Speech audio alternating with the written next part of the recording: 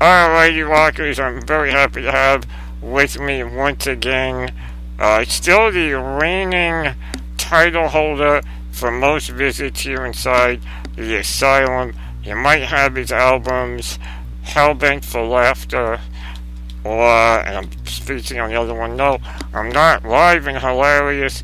You may have those two albums. You may have seen him on Beer Money. You may have seen him do his comedy live. And by the way, he's also on this TV show called That Metal Show on VH1 Classic. Yes, none other than my good friend Don Jamieson once again here inside the Asylum. How you doing, dude? I'm doing great, man, and it's good to be back in the Asylum. I like how you have that, man. You're in the Asylum. It's like you're in the Situation Room, but like it's for metalheads. That's cool. Yeah, man, I mean, where else can you... Yeah, everyone comes up with a name for their show, and when you have a guest, it's always, the guest is always on whatever the name of the show is. And with me, it works out that because it's kind of got a place to it, you're actually in it, you're a part of it, and everyone seems to like that. Yeah, well, I always say, honey, leave me alone, I'm in the Asylum right now, you know. It's like our own place to go and hang, man, and it's good, man. Yeah, the name says a lot. I mean, That Metal Show is certainly an interesting name. It wouldn't have been my first choice, but as things worked out, it ended up being a catchy name, and here we are 14 seasons later with it, and people seem to dig it, so that's all good there. Yeah, I mean, and really, you can't... Yeah, it's funny how you say it wasn't the first choice. It's Eddie and you and Jim has always told everyone that Metal Show was like the last on the list of names for the show. But it just seems, as you said, here we are 14 years later, it almost seems like none of the other names or no other name really would have worked or would have had the same flow that Metal Show does. Yeah, I mean, That Metal Show is catchy. I do admit it. It's like, it's like a pop song you hear on the radio, and you go, oh, I hate that song, and then you find yourself singing it, the rest of the day. So, That Metal Show, obviously a parody of that '70s show, and so people obviously make that connection. But the only problem is when they don't, then it's like you what's the name of your show? And you go, oh, That Metal Show, and they go, what metal show? And you end up doing like Who's on First for the next 20 minutes, but.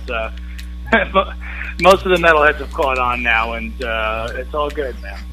Absolutely, and you guys are really starting off with a bang this year.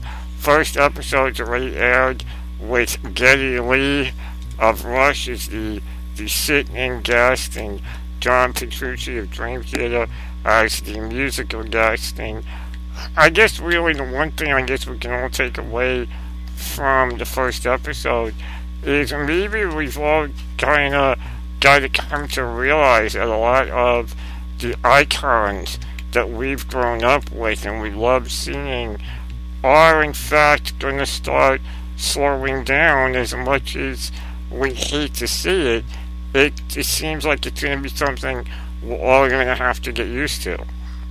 True. That's exactly what was a big theme, obviously, with Geddy Lee, in our first episode, really answering for the first time in many years, definitively the question is, will this be the last tour, this 40th anniversary tour? And it was, it wasn't an exact yes, but it was sort of like, yeah, pretty much this is it. We're not breaking up, but in terms of, certain guys in the band, wanting to spend more time with the family and just, aging in general and needing to slow down in terms of, their touring schedule. So, this really is, Rush kind of winding up with this 40th anniversary tour. So, if people haven't been out to see them, even if you're a casual fan, I couldn't recommend seeing the band live anymore. It's, I took my girlfriend to see them a couple tours ago, and she is, like most females are not into Rush in the least, and she still says to this day it's, if not the best concert she's ever seen, one of the top 2 or 3. Yeah, I mean, I am I'm kind of ashamed to say they are one of the bands I've yet to see live, and I don't know what my schedule is going to allow me to catch them on this run. I got to see when and where they're in our area here in the New York, New Jersey area. I know I've heard from many they put on a hell of a show, and yeah, when you really think about it, bands like Rush, like Iron Maiden, for example, like Black Sabbath, even AC/DC, these are all bands that are known for these big shows of just pure energy. And, truth of the matter is, we don't have the energy as fans anymore, yet, we can't really expect them to have the same energy on a stage doing a show every night or every other night. Mm-hmm.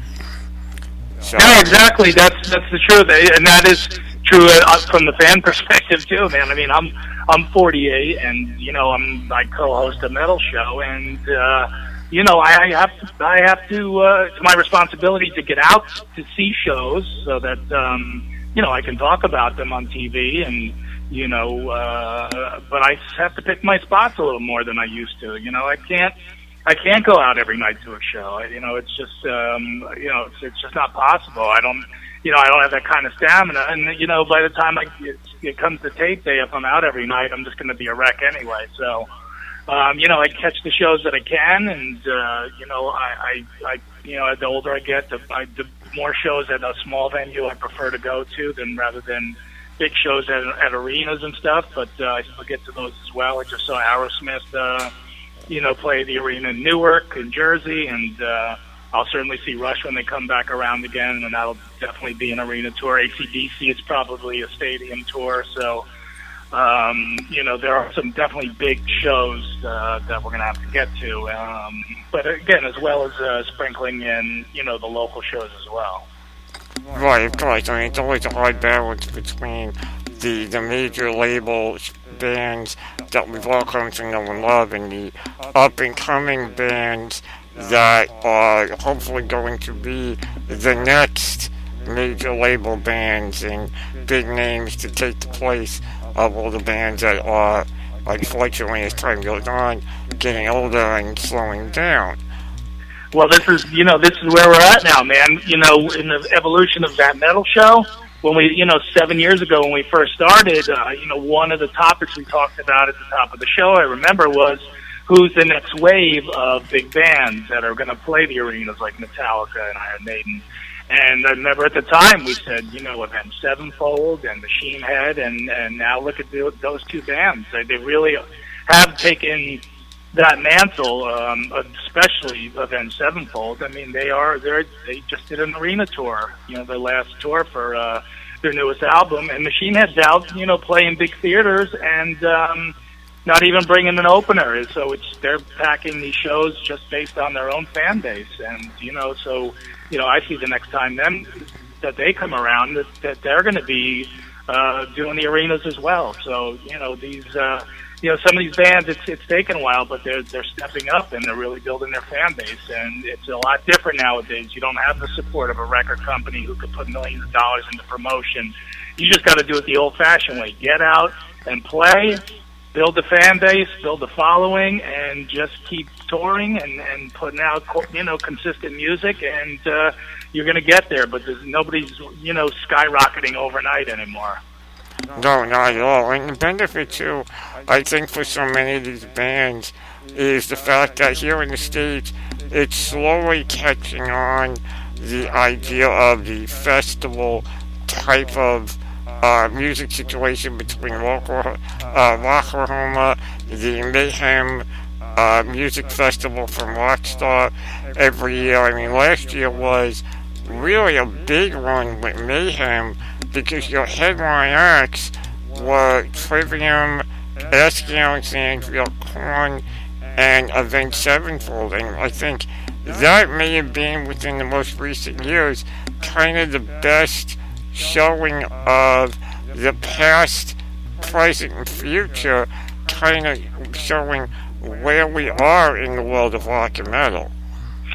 Well, absolutely. And last year I was privileged enough to perform at Rock on the Range in Columbus, Ohio, which is, attended by 100,000 metalheads every year. And, the old adage of, you don't go on stage after Slayer, they're still vicious at their craft. I still wouldn't want to follow them if I was in a band, but you know what? Avenged Sevenfold headlined over them that night. At Rock on the Range, and that's where we are in the business. And like you said, that you're seeing the merging of the old guard and the new guard, and that's not taken away from what Slayer does. But Avenged Sevenfold has really, built up this huge following. They brought obviously the youth in, and they're sort of they're straddling both sides of the fence. So I was thrilled to see that. Slayer played their hearts out as they always do, and then here comes, Avenged, the new kids on the block coming on after Slayer and kicking ass. So it was great. And I think the best showing tonight also is there's an acceptance from all age groups of both bands. I know a few years ago when Slayer and Marilyn Manson went out together, there was a lot of talk amongst the media and amongst the fan base that you had a younger audience with Manson, with an older audience with Slayer, and everyone was worried that there were going to be issues. And here it is time and time again. There is no issue, because what it all comes down to at the end of the day is good tunes are good tunes, and if you're into it, you're gonna like it and get into it, and if you don't, you're still gonna show them the respect because of where they are. Absolutely, and look, none of us are obligated to like every band, but I give total respect to the young bands that are coming up, and like I said, I'm thrilled, man. We need these bands.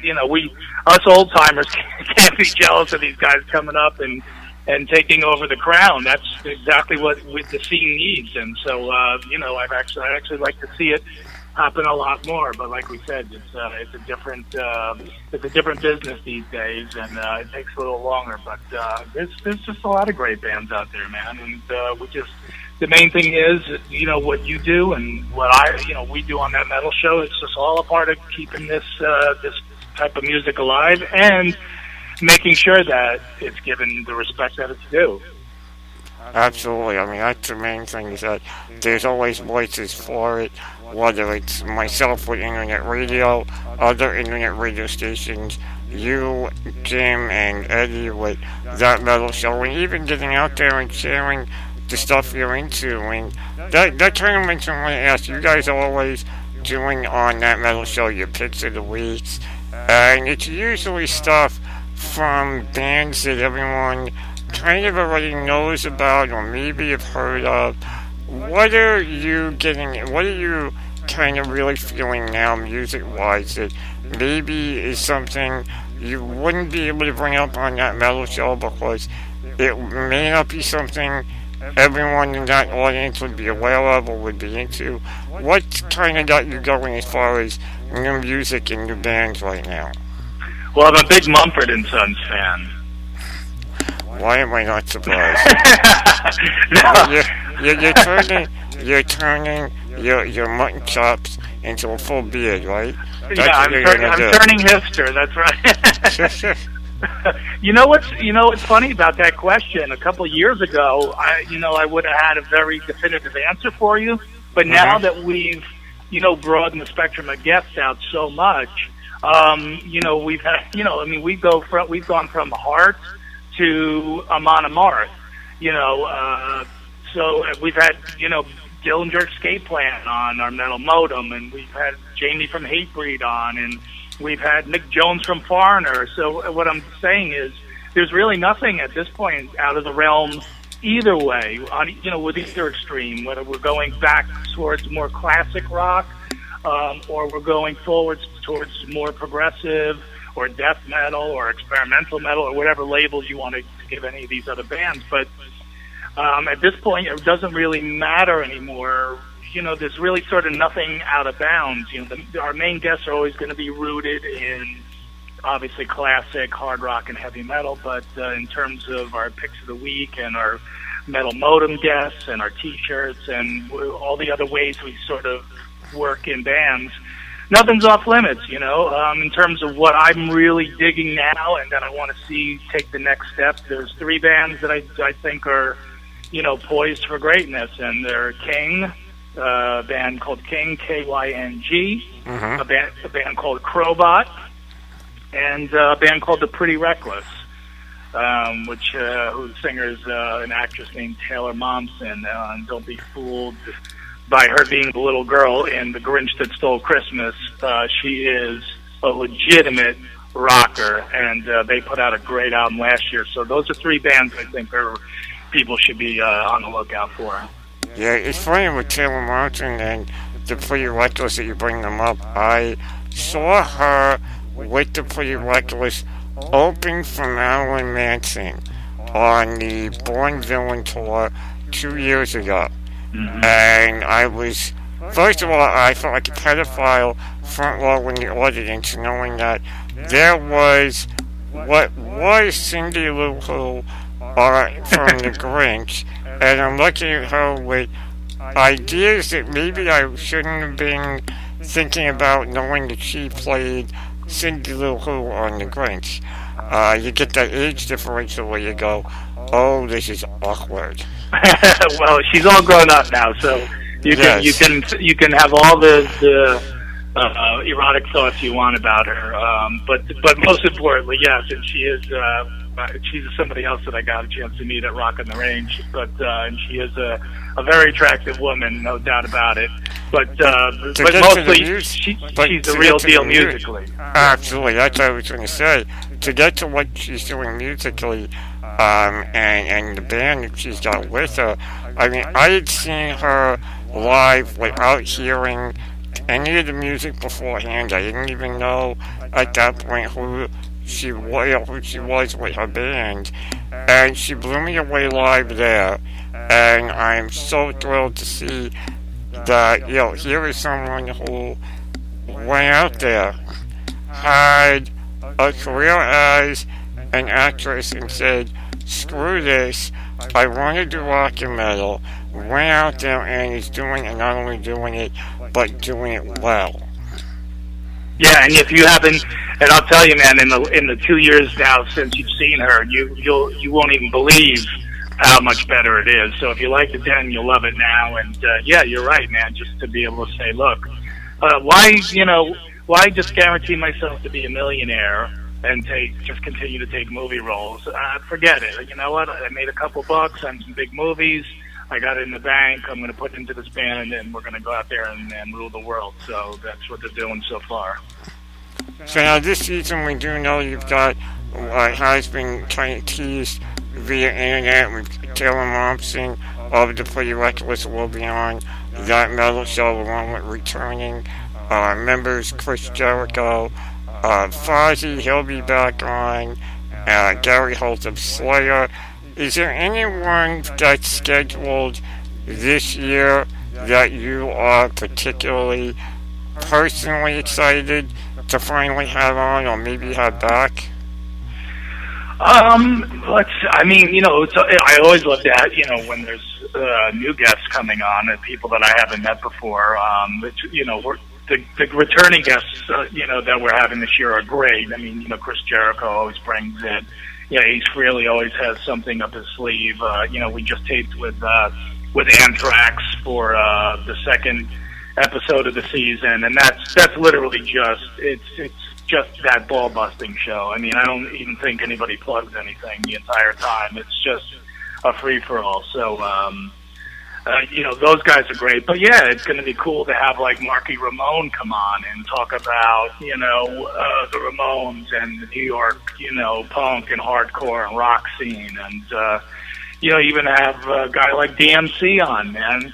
People are going to go, why is, DMC from Run DMC going to be on that metal show? And I say, look, he's got a huge connection to the scene in terms of, if you read any of the books from any of the dudes from Aerosmith, they all say the same thing. Without Run DMC, we wouldn't even be discussing Aerosmith in 2014 or 2015, that we would be dead. They single-handedly brought us back to life, you know. And he's also got the. He's also working right now with Generation Kill. Yeah, he's making a thrash album right now, which is incredible.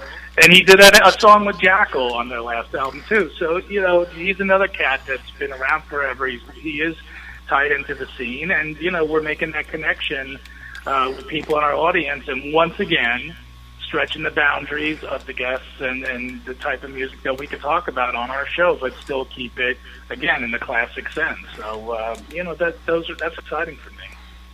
Yeah, I mean, definitely. That's what I think also helps keep the show so alive and so vibrant and so interesting, because there are always people for you guys to have on that haven't been on the show yet, that can add a different aspect of the world of rock and metal into it. I know, just looking at the list of guests that have been announced, I'm actually very intrigued about when you guys are going to have Frankie Banali of Quiet Riot on, because I just saw the documentary, and I mean, it was just a mind-blowing documentary, and I really look forward to seeing you guys kind of sit down and discuss more of that with him. Yeah, I mean, I know I have a couple cameos in the film, but I haven't been able to see the entire thing myself. But from the response that I've gotten and I've seen that they've gotten, it's been pretty incredible. And so that's going to be, that's going to be fun stuff to talk with Frankie about, because it's not just showing, hey, here's the heyday when we used to play arenas and we, headline all shows and made millions of dollars. It shows, warts and all, everything, and through Kevin's death and, Frankie being conflicted, as much as he loved him, he knew what Kevin was. Kevin was very polarizing to people, and, and then they show the band in its current state, which is, very chaotic. So, yeah, it's going to be great now to have Frankie back on to discuss all this stuff. And, a lot of people have seen the documentary, so they're definitely going to be interested on hearing his takes. I think it was also a much needed kind of reality check for not just people within the music industry, but for fans as well, because I've said it, and I know you guys have said it, and Eddie says it constantly on his satellite radio show and his Friday night radio show about the bands that just don't draw like they used to and why they're not touring. And this kind of helps to explain that from the actual band's point of view. Mm-hmm. It's one thing for people of the industry to say it, but it's another thing when you've got a documentary that says it for you and says, look, we know you want to see us out there live, but understand where we're coming from. Mm-hmm. Yeah, there's only so much money to go around, and if you're only getting 100 people into a club, then your guarantee is going to be low, and then if you can't put enough dates together to finance a tour, then you can't go out. I mean, Crocus is doing their first American tour coming up, I guess, in the spring, summer here, and the first one in 25 years, and everyone goes, why? Well, because they're not a big draw, that's just the way it is, and that's why over the years there's been so many of these package tours. Like you'll have, it'll be Poison, Warrant, and Dokken, and they'll put on these summer tours with 4 or 5 or 6 different bands, and that's really the only way to get people to come out, is if you sort of join forces. But and I'm not sure what Crocus has in store, but as a fan of them for many years, I'm excited that they're coming, but obviously they've worked out a situation where financially they could come here and do it. Otherwise they're going to tour around, Sweden and that part of the world where they can actually draw some people and make money. And unfortunately, they can't come here all the time. Saxon's the same thing. Saxon, took a long break from America, and they've actually been able to sort of get a foothold here again and begin touring. Every couple of years they come around again. So it's a tough gig. It really is. It definitely is. And the good thing is, so many of these bands are slowly able to work things out and I think a lot of it has to do with also album sales. It's come out recently.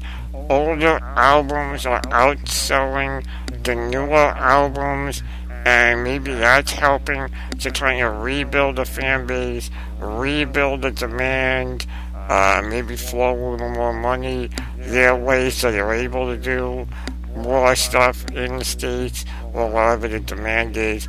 But whatever the case is, it's a great sign for the world of rock and metal. And you guys got season 14 going, and the one thing I noticed, I don't know if anyone's ever asked you, I know Eddie's always getting this, but is there someone that you would want as a guest, other than myself, on a future episode of That Metal Show? If you were told you're going to get to pick a guest, whoever it was you wanted, who would it be? Well, he was booked last season, but unfortunately, he had to go to rehab. But, you know, ever since I read his autobiography, I've been obsessed with him. But Al Jorgensen from Ministry is my, you know, now my kind of new dream guest to have on, because he's just so outrageous. I've been a fan of Ministry since the late 80s. You know, with Just One Fix and New World Order and all that good stuff, man. And but his book just really reignited my interest in that band again. And just if you ever read his autobiography, it makes The Dirt look like a children's book. So I got to get Al in a seat and just go through some of this stuff in this book, because it's so unbelievably outrageous that it's the best rock autobiography I've ever read. I definitely put on my list. I'm still getting through, when I've got time to sit and read, I'm still reading through Scott Ian's I'm the Man right now. Yeah, I enjoyed Scott Ian's as well. That was a, you know, Scott wears his heart on his sleeve, you know, and he was real honest in the book, man. As you know, if you're reading it in the middle of reading it now, he's real honest about everything. So, and that's what makes it, you know, a good. He doesn't have as many outrageous stories maybe as other people do, but his honesty is brutal, and that's what you want when you pick up one of those books. You know, you don't want you don't want him to toe the company line. And Scott has always been a guy who tells it like it is. So, his is a great one for sure. Definitely, man. I love how he, as you said, everything's kind of just out there, electric fly, doesn't hold anything back. I'm about halfway through it, and I really have been enjoying it. And I gotta ask, do you have a book in you? It seems like that's the thing everyone's doing nowadays. Everyone's kind of sitting down and doing a book. Do you have a book, or are your stories too raunchy from the road to even put into a book? Yeah, there's some of those I might not want to commit to actual print, but I think I'd like to do a book about, you know, my experiences with That Metal Show when it's all said and done, because it's been a longer, stranger trip than most people would imagine. So I could definitely blow some minds out with a book like that. But you know, we're still taking the journey now, which is the most important thing. So let's see where, you know, let's see where this all goes and how it ends up. And I'd like to tell the story when it's all over. All right, man. I tell you, that would be a hell of a story. And you guys still have, in my eyes, you guys still have tons of years to go in That Metal Show. Mainly because there were so many artists still out there kicking ass that you guys haven't had the opportunity to talk to, and so many artists on the way up that within the next 2 or 3 years are going to be mainstays in the world of rock and metal for you guys to have on. And speaking of that, before I let you go, I know you've got things to do with That Metal Show and everything going on. We've already had a ton of music come out this year in 2015. We've already had new music from UFO, from like Parental Mob, just to name a few. Is there any one artist in particular that has announced, or maybe more than one artist that's announced some new music that you're really amped up and excited about getting new music from? Oh boy, 2015. God, well, you did mention the UFO, and I actually really am digging on the new UFO. God, what else is coming out this year, man? I'm sure I'm just drawing a blank right now because we're on the phone, but. Well, I know that. I mean, we all know that there's big new Slayer in the works. Oh, there we go. Yeah, and we're gonna have Kerry and Tom on this season at Metal Show to discuss that, and. Obviously, also as Gary Holt as well. So yeah, that's a big one right there. Absolutely. Yeah, I also heard there's some possibly some New Testament coming. Rob Zombie says he's going to give us more new music before the end of the year, and of course, I guess maybe the one everyone maybe is really anxious about to kind of tie back into that metal show and this weekend's episode of that metal show is the new album from Anthrax, the follow-up to Worship Music. Yep, that'll be a 2015 release for sure. We had Joey Belladonna on the Metal Modem on our second episode, and he literally, Skyped in from the studio, so we get a live update from him. On what's doing with the new album. I feel as great as the last one was, that they could still do an album just as good or even top it. The Rob Zombie that you mentioned, yeah, of course. I mean, Rob's one of those guys, to me, he's consistent. He always puts out a real good, solid album every couple of years, and he's had the same band together now, for 5, 6 years, something like that, 6 or 7 years with the same cat. So, that's a true band now. So when they go in the studio, they don't mess around. And, with John Five in the band, who people will see again this season on that metal show, it just doesn't get any better than that. Yeah, and, speaking of Anthrax, with Scott Ian, I just actually saw Motor Sister, Scott Ian's, shall we say, pet project with Jim Wilson. Have you had a chance to check any of that out yet? Yeah, I'm digging the record. I think it's great that, Scott's just doing a straight up hard rock band. I mean, the people are picking it up to hear, Anthrax Jr. I mean, it's not thrashy at all. It's very blues based, very hard rock music. His wife's in the band with him. There's metal players on it. Joey Vera from Armored Saint, John Tempesta. So it's a heavy album, but it's nothing in the realm of what Anthrax did. So it's cool when guys go off and do solo stuff, man. You want the stuff to be different. You don't want to hear them do the same thing that they do, in the regular band. So I definitely give the thumbs up on that for sure. Yeah, I mean, after all, we had kind of all got enough of that. I mean, we all love. I mean, much love and respect to Bruce Dickinson, especially with everything that he's been going through recently. But when he put out his solo albums, they felt more like Iron Maiden throwaway albums than they did Bruce Dickinson albums. Yeah, no, exactly. That's true, yeah. And, we would definitely wish Bruce the best, man. It's, going through going through any kind of cancer is brutal, but when you're a singer and you depend on your mouth and your throat and your voice, and you have tongue cancer, it's a tough road, but apparently they caught it early. So, hopefully get him back on stage again doing his thing soon.